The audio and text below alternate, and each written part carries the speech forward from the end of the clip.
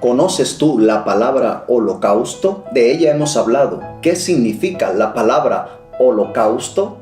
Esta respuesta la encontrarás en el capítulo de hoy, cuando iniciamos un nuevo libro. Es el libro de Levíticos. ¿Y qué significa Levítico? ¿Conoces el significado?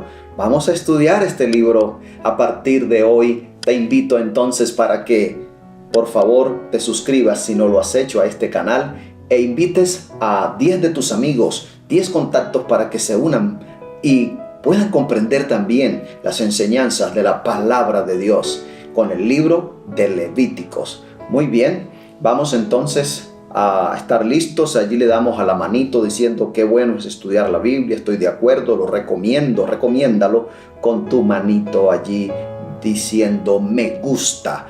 Entonces, el libro de Levítico es un libro relativo a los levitas. De allí viene la palabra Levítico, de los levitas, de la tribu de Leví, que fue escogida para que se dedicaran exclusivamente al sacerdocio.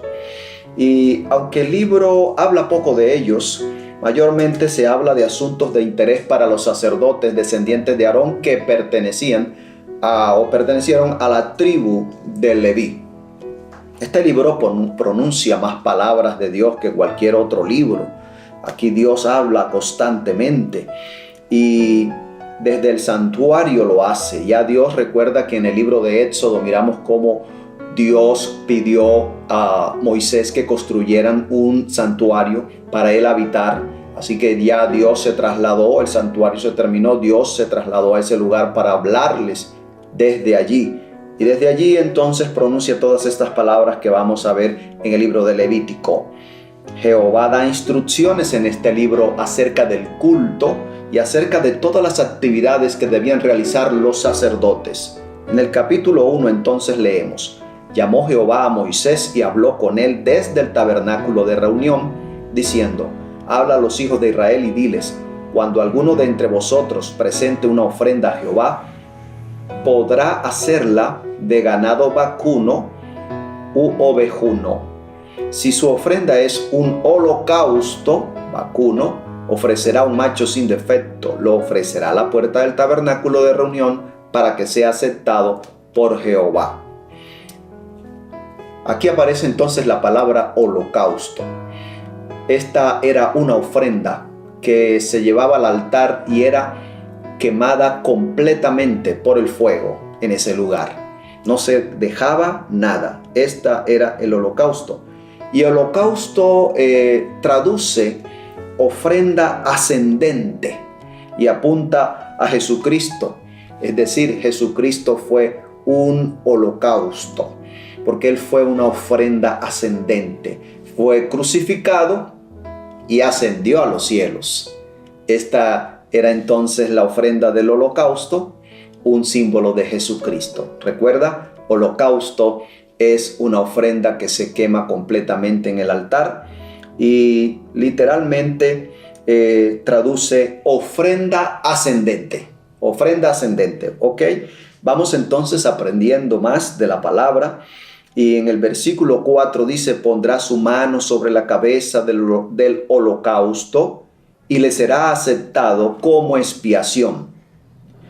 Poner las manos sobre la cabeza daba el sentido de que el pecador traspasaba sus pecados a ese animal, a esa ofrenda, descargaba sus pecados allí, y entonces al ofrecer esa ofrenda ascendente que era quemada por el fuego, entonces ascendía la expiación, ascendía ante Dios esa ofrenda que le permitía el beneficio al pecador de la expiación.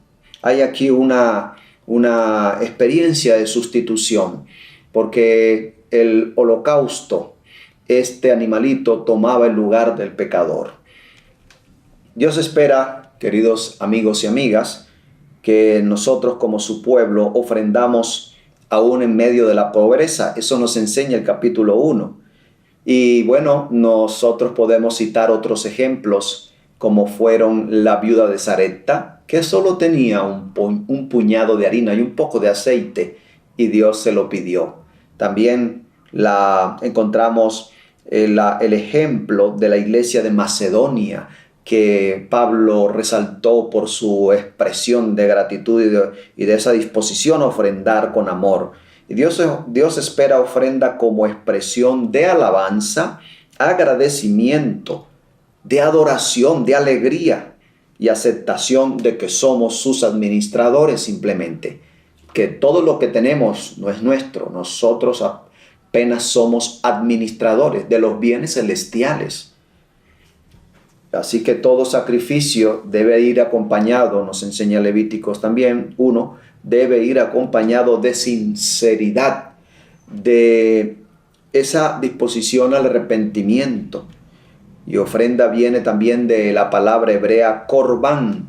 Corbán. ¿Qué significa corbán? Es una ofrenda apartada y consagrada para Jehová, que no puede ser usada para ninguna otra cosa. Y se presentan en este capítulo 3 tipos de ofrendas o de animales para el holocausto. Están el vacuno, está el ovino y están las aves. ¿Cómo ofrendar? Número 1, debe ser una ofrenda sin defecto.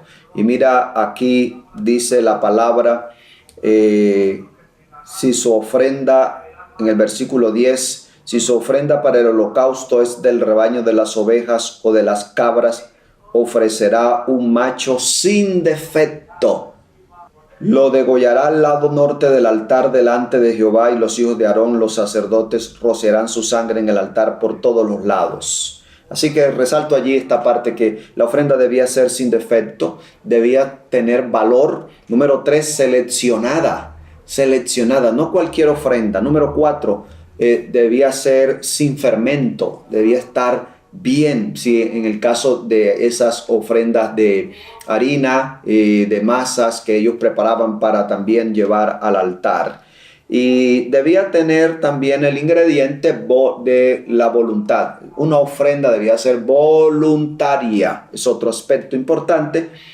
Y amigos, amigas, Dios acepta de corazón lo que nosotros le ofrendamos de corazón y espontáneamente, para agradar a Dios y no al hombre. Así debe ser nuestra ofrenda, con arrepentimiento y humillación. Y siempre al ver aquí que también se presentan las ofrendas de aves, como dice el versículo 14, si la ofrenda para Jehová es un holocausto de aves, presentará su ofrenda de tórtolas o de palominos. Esta ofrenda estaba indicada para aquellas personas que no podían tener un cordero para el sacrificio. Eran personas sumamente pobres, y lo único entonces que podían conseguir sin dificultad era una paloma o unas palomas. Las aves también estaban entonces permitidas, con la indicación de que los pobres también participaran. De esta manera vemos que Dios le da la oportunidad de ofrendar a todos, y Dios tampoco va a demandar, Dios no va a exigir ofrenda de aquella persona que no puede darla. O sea, Dios no va a exigirle un macho cabrío o un ternero, no le iba a exigir un becerro a alguien que no tenía ganado, pero sí esperaba que entonces trajera lo que podía. Siempre podemos ofrendar, no tenemos excusas entonces para no ofrendar a Dios. Recuerdas también la experiencia en el Nuevo Testamento de la viuda que dio solamente 2 moneditas, era lo único que tenía, era todo lo que tenía, y lo llevó al altar. Y Jesús la resaltó, la exaltó por su expresión de gratitud y amor hacia Dios. Muy bien, aprendemos aquí entonces estas lecciones en el libro de Levíticos, y en el capítulo 1, la enseñanza, la invitación para ti en este día es que también seas un buen administrador de los bienes celestiales, y demos gracias a Dios, expresemos gratitud a Dios a través de nuestras ofrendas voluntarias y de corazón, con arrepentimiento y humillación ante nuestro Dios. Llegó el momento de orar. Y después de la oración, entonces envía este link a 10 amigos diciéndoles: te invito para que estudiemos la palabra. Y ahora el libro de Levítico. Señor, gracias te damos porque a través de tu palabra podemos comprender la historia, podemos también crecer espiritualmente. Gracias por este alimento y quiero pedirte que bendigas a cada amigo y amiga que escucha. Señor, concede las peticiones del corazón de cada uno, te lo pido en el nombre de Jesús. Amén. Que Dios te dé un día lleno de alegría.